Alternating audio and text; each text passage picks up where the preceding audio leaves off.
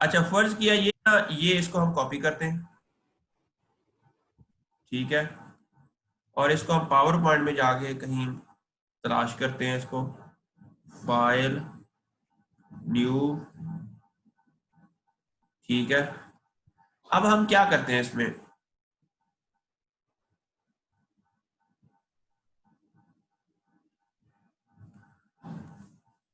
अब हमने करना क्या है कि हमने देखना है कि ऑलिव जो है ना, आपका जो है फाइटोसोम में जाके,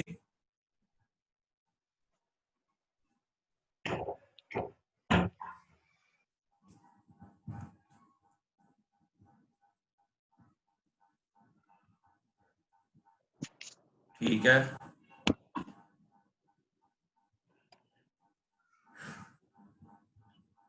आपने स्पीशीज में जाना है, आपका है ओलिया यूरोपिया। ये ओलिया यूरोपिया। अब आप इसमें देखेंगे इसकी, ये है ना इसका वो वाइल्ड ऑलिव, ठीक है। इसमें देखें कि इसके अंदर ना कितने क्रोमोसोम्स है। ये क्या है कि इसकी जो 1 GB है स्कैफोल्ड, अच्छा 23 क्रोमोसोम्स हैं, कितने हैं, हमें इस तरह के 23 बनाने पड़ेंगे, ठीक है, 23। जी। ठीक है। और 423 map scaffold rather than 1 KB। अच्छा, क्रोमोसोम्स असाइंड, अच्छा, और हर क्रोमोसोम की कितनी लेंथ है वो हमें कैसे पता चलेगी, वो हमने मालूम करनी है इसकी ना थोड़ी सी। तो इसका जो 572 mega base pair genome size है, वर एंकर्ड इनटू 23 लिंकेज ग्रुप, यानी इसके अंदर 23 क्रोमोसोम्स हैं, ठीक है। अच्छा, और हर क्रोमोसोम की लेंथ कितनी है, जीन प्रोडक्शन,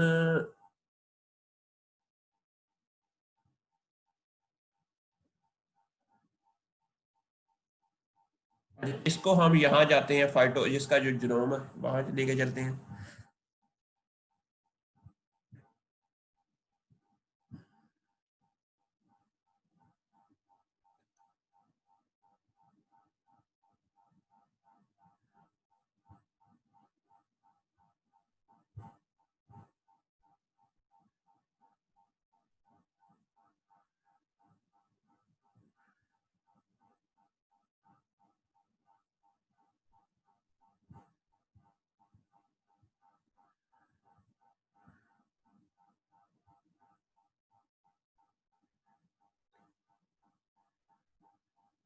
अच्छा, टोटल इसके अंदर ना जो बेस पेयर है ना वो है इतने,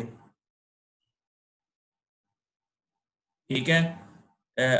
जी। दहाई, 100, 1000, 10,000, लाख, 10 लाख, करोड़, 10 करोड़, अरब, 5 अरब 72 करोड़ 95 लाख 3,786, ठीक है, ये इतने हमारे पास अरबों में है। अच्छा, लोसाई कितनी है अच्छा। हमारे पास, प्रोटीन कोडिंग ट्रांसक्रिप्ट कितने हैं इसके अंदर, 50,000 जीन है इसके अंदर, ठीक है। और इसके अलावा 42,000 इनके अनमैप एंकर जीनोम, ठीक है। ये इंफॉर्मेशन अब हमें क्या करना है, इसका जीनोम इंफॉर्मेशन कहाँ से मिलेगी, डाउनलोड,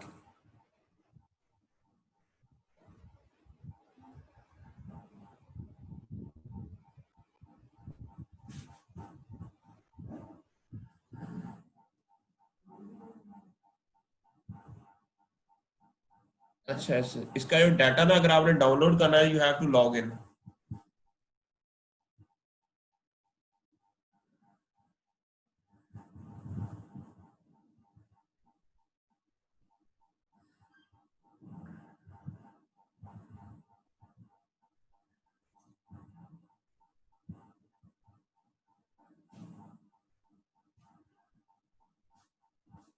जहाँ हम देख देते हैं साइज ऑफ क्रोमोसोम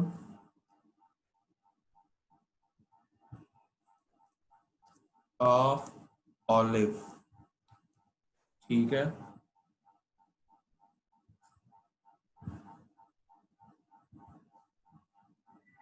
नहीं तो यही से ही मिलेगा कोई इंफॉर्मेशन।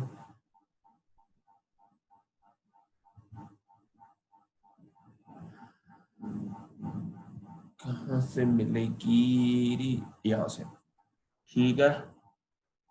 अब ये इसका जीनोम है, एक्सपैंड ऑल।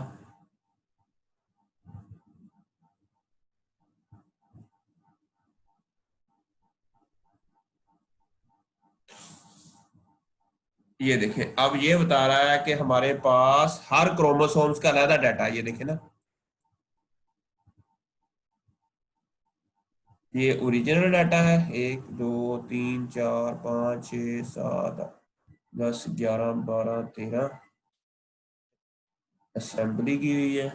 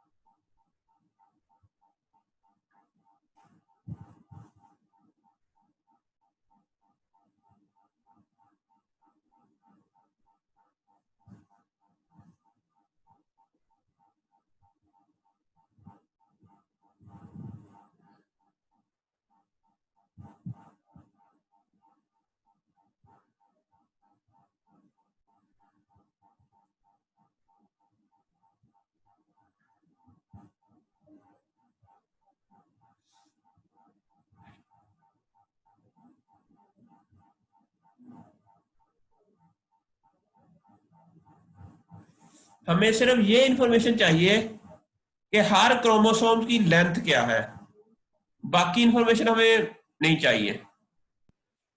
सर ये जो भी आपने फाइल डाउनलोड की है इससे ऊपर क्रोमोसोम वाली फाइल भी आ रही है। जैसे क्रोमोसोम वाली भी आ रही है, आपने जीनोम वाली करनी है ना, सिर्फ जीनोम। ये डिनोवो, अच्छा। तो हमें इंफॉर्मेशन ये चाहिए, फर्ज किया मैं आपको यहाँ पर बता रहा हूँ, ये वाला, ठीक है। तो यहाँ पर अगर हम वो जो पिक्चर थी, फर्ज किया जो हमारा पहला नंबर क्रोमोसोम्स है ना, उसके अंदर ना फर्ज किया कोई 1 करोड़ बेस पेयर है। अरबों में है ना, ये 5 अरब है ना टोटल इसकी। फर्ज किया जो पहला हमारा क्रोमोसोम नंबर है, हमने इस तरह के ना बार जनरेट करने हैं 23, ठीक है। और फर्ज किया पहला जी क्रोमोसोम है ना, उसकी लेंथ है कोई 1.5 करोड़, ठीक है।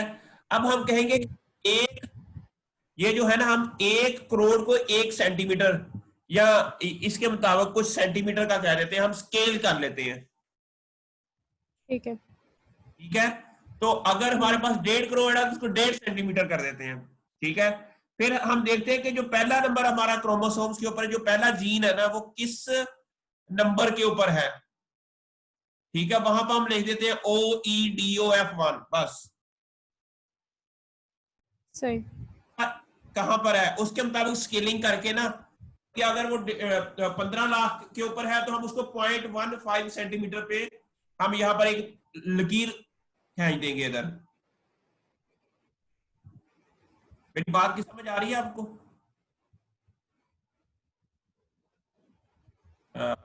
मरियम, लेकिन उसके लिए हमें पहले इंफॉर्मेशन ये मालूम करनी है कि क्रोमोसोम टोटल कितने हैं और हर क्रोमोसोम की लेंथ कितनी है। ये चीज अगर इंफॉर्मेशन मिल जाए तो ये ड्रा करना बहुत इजी है, ठीक है। तो ठीक।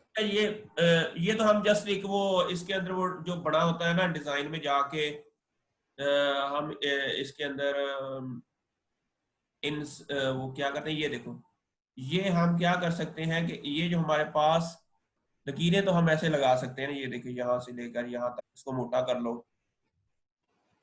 ठीक है, तो ये इस तरह लाइन तो लगानी कोई मुश्किल नहीं है। जी। तो उसको उसको आप जितना मोटा मर्जी कर लो, उसके साथ स्केलिंग करनी, it's not a difficult task. ठीक है, तो और इसको इसके मुताबिक आप लाइन लगा लो, ये लाइन है, इस स्केल के मुताबिक ही कर लो।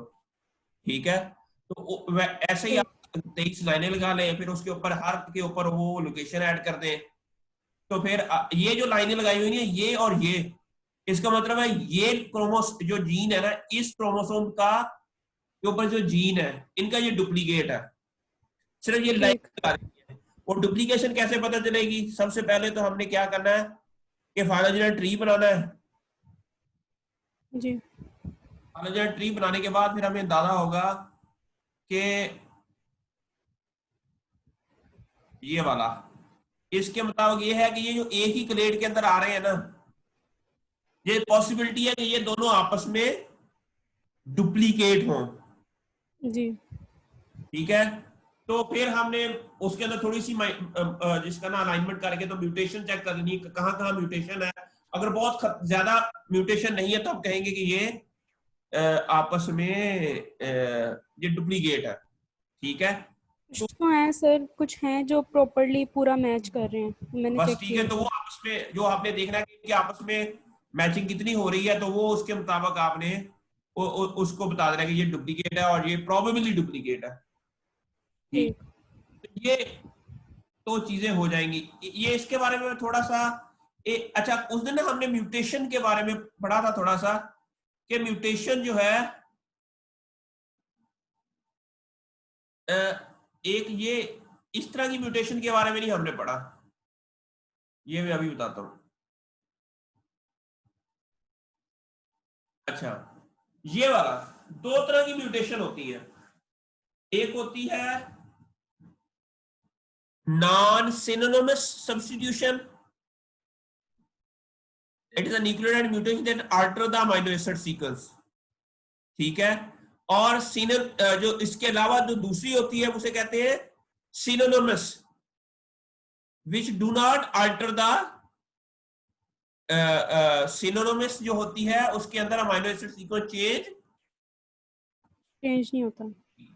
लेकिन जो नॉन सिनोनिमस सब्स्टिट्यूशन है उसके अंदर उसकी अमीनो एसिड की सीक्वेंस भी चेंज हो जाती है। ठीक। हमने देखना है कि ये जो दो हमारे पास एक ही क्लेड के अंदर आते हैं, अगर फिर हमने कुछ रेशो चेक करनी है कि सिनोनिमस और नॉन सिनोनिमस की रेशो होती है कि फर्क, अगर इतनी रेशो हो तो ये डुप्लीकेट है, इतनी रेशो हो तो ये डुप्लीकेट नहीं है। उसके लिए ये टेबल इन्होंने कुछ जनरेट किया हुआ है। ठीक है, वो के एस और के ए, इसकी ना के एस की वैल्यू होती है, इसको थोड़ा सा अभी के S and K to date the duplication event of the gene, पहले मेगा पेयर वाइज अलाइनमेंट करते हैं, उसके हमें थोड़ा सा पता लग जाता है कौन से पैरालॉग्स हैं, gaps are removed, synonymous and non-synonymous substitution analysis were estimated using k estimator। ये एक प्रोग्राम है, इसको आपको डाउनलोड करना पड़ेगा, इसके थ्रू हमें पता चल जाएगा कि इसके अंदर अच्छा, अगर तो सिनोनिमस सब्स्टिट्यूशन ज्यादा है तो इट मीन ये पॉसिबिलिटी है कि ये दोनों आपस में पैरालॉग्स हैं। अगर नॉन वाली ज्यादा है तो इट मीन पॉसिबिलिटी है कि इसके अंदर बहुत ज्यादा म्यूटेशन हुई है, म्यूटेशन होने के बाद इसका फंक्शन भी चेंज हो सकता है। तो ये थोड़ी सी इंफॉर्मेशन इसके बारे में मैं थोड़ा सा पढ़ रहा हूं, ये कैसे कैलकुलेट करनी है के एस एंड के ए वैल्यू, फिर उसके मुताबिक हमने ये टेबल जनरेट करना है जो कि ये वाला के एस के ए, फिर उन दोनों की रेशो, फिर ये फिर ना डेट, ये है मिलियन ईयर अगो के कितने साल पहले ये आपस में अलहदा हुए, ये डुप्लीकेट कितने साल हो गए इसको हुए हुए, जो डॉव 1 और डॉव 29 है ना, ये आपस में इनको डुप्लीकेशन हुए हुए कितने ईयर हो गए हैं। ठीक है, ये असल में के एस्टिमेटर एक ये सॉफ्टवेयर है, उसके थ्रू पता चल जाता है, लेकिन ये अभी तक मुझे मिल नहीं रहा, डाउनलोड नहीं हो रहा कहीं से। आपको कहीं से मिले ना के एस्टिमेटर 6.0, उसके अंदर जब हम दोनों जीन्स की सीक्वेंस डालेंगे तो ये हमें बता देगा कि इसके अंदर सिनोनिमस और नॉन सिनोनिमस सब्स्टिट्यूशन कितनी है, उनकी रेशो क्या है, और ये फिर ऐसे एक टेबल बनेगा। ठीक है सर। ये पता चलेगा कि duplication of gene and date of duplication ये कब हुई होगी, कितने साल पहले हुई होगी, ये जीन इस प्लांट के अंदर कितने साल पहले डुप्लीकेट हुआ होगा। तो ये सारी इंफॉर्मेशन, ये भी हमें वो जो हम ये जो मल्टीवेरिएट कंसेंसस, ये भी एक टेबल जनरेट कर लेंगे। आपने अगर 25 आपने या 37 मोटिव आइडेंटिफाई किए मेम के थ्रू, उसके मुताबिक ये एक टेबल बना लें। अगर कोशिश करें कि इस हर मोटिव का ना आगे एक नाम भी ऐड कर दे कि ये कौन से मोटिव है, ये बस गया डॉफ डोमेन के अंदर वाला है, ये न्यूक्लियर लोकलाइजेशन सिग्नल वाला मोटिव है, ये डीएनए बाइंडिंग डोमेन वाला मोटिव है, ये जहाँ ये मोटिव उसके पार्ट है, किसका मतलब कह सकते हैं कि जो आपका एक्टिवेशन डोमेन है या कोई और डोमेन है। ठीक है, तो एक एक टेबल के अंदर एक और टेबल, एक और लाइन अगर ऐड हो जाए तो उससे हमें ज्यादा अच्छी इंफॉर्मेशन सबके सामने आ जाएगी कि ये जो मोटिव है, फिर जिस तरह ये है, ये देखो ना, ये डिफरेंट मोटिव्स इन्होंने ये इन्हीं 19 को, ये जो ये है ना 25 मोटिव्स, इसी बेस के ऊपर ये वाला टेबल इन्होंने बनाया हुआ है, और इसी के बेस के ऊपर ये डुप्लीकेशन इवेंट का। अब ये देखें 23 और 24 जो है, ये दोनों अगर 23 और 24 क्या आपस में डुप्लीकेट है, 24 और 33 है, सॉरी, ठीक है, लगता है 33 और 23 और 24 और 33 है वाकई। ये देखो ना 24 और 33 का जब हम कंपैरिजन करें तो उसके अंदर थोड़ी सी बस 12 आगे पीछे है, बाकी सारी डोमेन है इसके अंदर, सारा कुछ है। डोमेन की एनालिसिस से भी हमें पता चल जाएगा कि ये दोनों डुप्लीकेट है कि नहीं, 23 और 24 और 33। समझ आ रही है? जी सर। Yes sir. तो इससे भी हमें अंदाजा हो जाता है कि ये देखो ना डोमेन के एनालिसिस से भी कि ये जो इनके मोटिव के एनालिसिस से भी कि ये काफी हद तक आपस में और क्लेड में भी है, और फिर डोमेन के एनालिसिस से भी हमें पता चल जाएगा ये आपस में इनकी डुप्लीकेशन हुई है या नहीं। अब जो लास्ट पॉइंट जो मुझे अभी बहुत ज्यादा कंफ्यूज कर रहा है कि वो इसके अंदर होना चाहिए, वो इस आपके इस लेक्चर इसके अंदर एक चीज ऐड होनी चाहिए, वो ये है कि फर्ज किया हमारे पास, अब हमारे पास है कितने, ये देखो ना इतने हैं SIDF, ये वो सारे, इसके अंदर हमें ये पता चल रहा है कि कौन सा जीन कहाँ एक्सप्रेस हो रहा है, ये वाला, ये देखें। एक तो ये तरीका है कि ये यहां जहां एक्सप्रेस पॉसिबिलिटी है कि प्रमोटर सीक्वेंस को हम देख के, ये लाइट रिस्पॉन्सिव एलिमेंट इसके अंदर है, इसके अंदर हार्मोनल रिस्पॉन्सिव एलिमेंट्स हैं, तो इसके बाद एक और चीज जो बड़ी इंपॉर्टेंट इसके अंदर ऐड की जा सकती है वो ये है कि क्या कोई हमारे पास ना इंटरनेट के ऊपर एक और डेटे पड़े हैं, लेकिन वो थोड़ा सा मुश्किल काम है, वो अभी ना चाहे आप ये काम कर लो उसके बाद ऐड कर लेना। वो काम ये है कि फर्ज किया हमारे पास ऑलरेडी लोगों ने ना डाटा सबमिट कराया, उसकी मैं आपको बताता हूं कि आपने ना जिस तरह टोमेटो है ना, टोमेटो बच्चों, उसका रूट, उसका शूट, उसका फ्लावर, उसका लीफ, उसका फ्रूट और फिर पोस्ट हार्वेस्ट, इन सब का डाटा इंटरनेट के ऊपर पड़ा है कि कौन कौन से जीन है,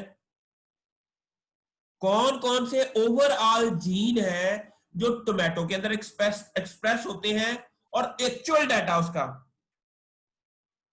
आप मुझे ये बताएं कि जीन एक्सप्रेशन होता क्या है पहले थोड़ा सा,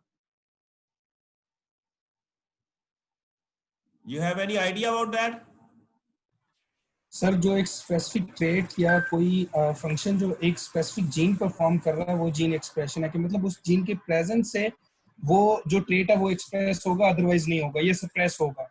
कोई भी या प्लांट जो के अंदर है क्या चेंजेस आ रहे हैं।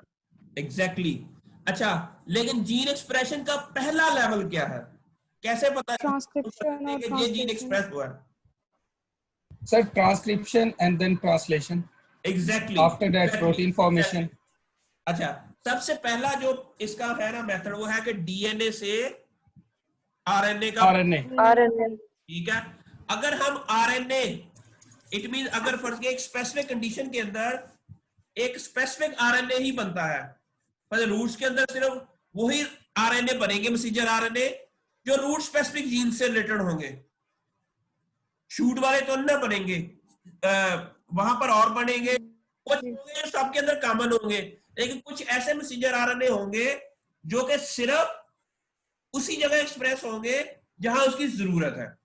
अब लोगों ने क्या किया, फर्ज किया लोगों ने ना ऑलरेडी बड़े पेपर पब्लिश किए हुए हैं कि आरएनए आइसोलेट करके ना रूट शूट फिर हर पोर्शन का, टोमेटो का, स्ट्रॉबेरी का, ऑलिव का, हर एक का ना ऑलरेडी पेपर पब्लिश किए हुए हैं कि रूट शूट रूट हर चीज के ना इन्होंने आरएनए आइसोलेट करके उसको सीडीएनए में, आरएनए आइसोलेट पहले आरएनए आइसोलेट करते हैं, आइसोलेट आरएनए, फिर क्योंकि आरएनए को डायरेक्ट सीक्वेंस नहीं कर सकते, ठीक है, इसलिए आरएनए के एंड के ऊपर होती है poly A tail, poly A जो स्टॉप जी। कॉन है ना, उसके बाद एक पॉली ए, मतलब जहां पर टी ए होता है ना, हर आरएनए के बाद टी ए के बाद फिर एक टेल लगती है जिसे ए ए ए ए ए ए ए ए ए, ये तकरीबन सारे आरएनए के साथ होती है।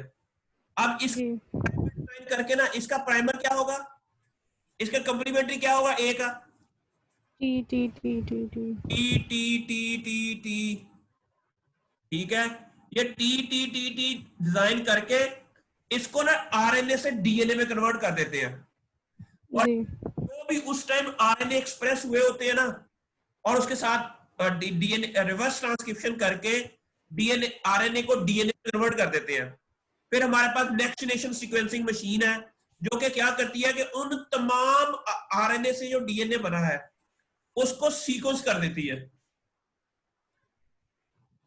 तो हमें पता चल जाता है कि रूट के अंदर कौन से जीन एक्सप्रेस हुए हैं। अब क्या करते हैं कि फर्ज किया उन्होंने अपना जनरल पाथवे सारे बता दिए कि ये पाथवे रूट के अंदर एक्सप्रेस होता है, ये पाथवे एग्जैक्ट जीन लेवल के ऊपर वो नॉर्मली कुछ स्पेसिफिक जीन के अंदर चले जाते हैं, फर्ज किया सिर्फ ऑक्सीजन पाथवे देख लिया, लेकिन हर जीन के डाटे को वो एनालाइज नहीं करते, लेकिन वो डाटा इंटरनेट के अंदर सबमिट करवा देते हैं एनसीबीआई में एसआरए फाइल की फॉर्म में। क्या करते हैं, वो एसआरए की फाइल होती है तो उसके अंदर वो उसको सबमिट करवा देते हैं। अब हम क्या करेंगे कि वो जो फाइल है, जो ओरिजिनल फाइल है, जीन एक्सप्रेशन वाली फाइल है, हम उस आरएनए की वाली फाइल को डाउनलोड करेंगे, उसे ट्रांसक्रिप्टोम कहते हैं, ट्रांसक्रिप्ट या ट्रांसक्रिप्टोम। फिर हम देखेंगे कि जो डॉफ का कौन सा जीन है, किस शूट में, रूट में, फिर लीफ में, फिर आगे डिफरेंट जगह कहां कहां कौन कौन सा डॉफ का जीन कहां कहां एक्सप्रेस हो रहा है, वो प्रैक्टिकली भी हमें पता चल जाएगा विदाउट डूइंग लैब एक्सपेरिमेंट, क्योंकि लोगों ने ऑलरेडी लैब एक्सपेरिमेंट करके उसका आरएनए आइसोलेट करके उसको सीडीएनए बना के उसको सीक्वेंस करके, मेरी बात की समझ आ रही है? तो वो सारे के सारे एक्सप्रेस हुए हैं और किस कंडीशन में, इवन कुछ आपको ऐसे पेपर भी मिल जाएंगे जिसके अंदर वो लिखा कहेंगे कि हमने लीफ के अंदर टोटल आरएनए आइसोलेट किया, पहले उसको स्ट्रेस देने से पहले और स्ट्रेस देने, कुछ पौधों को स्ट्रेस दिया, हीट स्ट्रेस दिया, कुछ पौधों को हीट स्ट्रेस नहीं दिया, और दोनों नहीं दिया। ने आइसोलेट करके उसको सीक्वेंस कर लिया। फिर अगर वो डाटा हमें मिल जाता है तो फिर हम कह सकते हैं कि डॉफ के कौन कौन से जीन हैं जो हीट स्ट्रेस के दौरान एक्सप्रेस होते हैं। जी मेरी बात की समझ आ गई? तो इट मीन जी सर। घर बैठे इस डाटे को के अंदर सारी जो भी इंफॉर्मेशन है वो एक्सट्रैक्ट करके आपको ये भी आप फुल्ली ऑथेंटिकेट कर देते हो कि आपका जीन का फंक्शन क्या क्या है। और हर जो अल्लाह मियां ने इतनी इसके अंदर डाइवर्सिटी बनाई है, हर डाइवर्सिटी के अंदर इनके अंदर क्या चीजें हैं और क्यों हैं, वो सारी आपको प्लांट की एक पूरी वो इंफॉर्मेशन उस जीन सी, उसके पाथवेज की, वो कौन कौन से प्रोमोटर से एक्टिवेट होता है, कौन कौन से ट्रांसक्रिप्शन फैक्टर्स, कौन कौन से सिग्नलिंग मैकेनिज्म से एक्टिवेट होता है, वो सारी इंफॉर्मेशन आपको मिल जाती है जस्ट भी। अच्छा, इस ये जो प्रोसेस है ना, ये जो मैंने अभी कहा आरएनए से डीएनए को, इस प्रोसेस को कहते हैं आरएनए सीक्वेंसिंग। इसे क्या कहते हैं? हालांकि आरएनए सीक्वेंसिंग है, लेकिन एक्चुअली इसको अगर शॉर्ट टर्म में आरएनए सिक कहा जाता है। आरएनए सिक आपको बहुत पेपर मिल जाएंगे।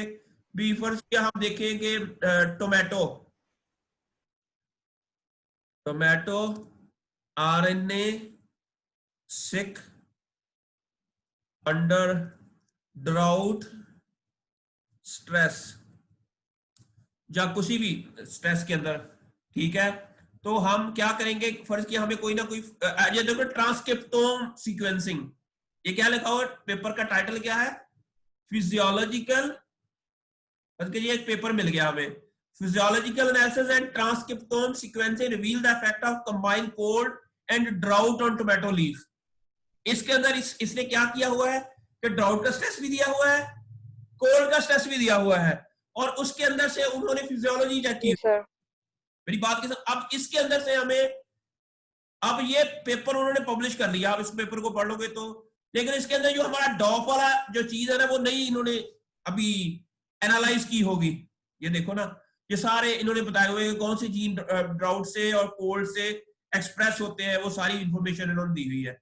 लेकिन अगर अब हम चाहते हैं कि यार इसके अंदर से हम अपने डॉफ से रिलेटेड जो जीन है क्या वो भी एक्सप्रेस हुए कि नहीं, हम इसको कंट्रोल FSRA फाइल।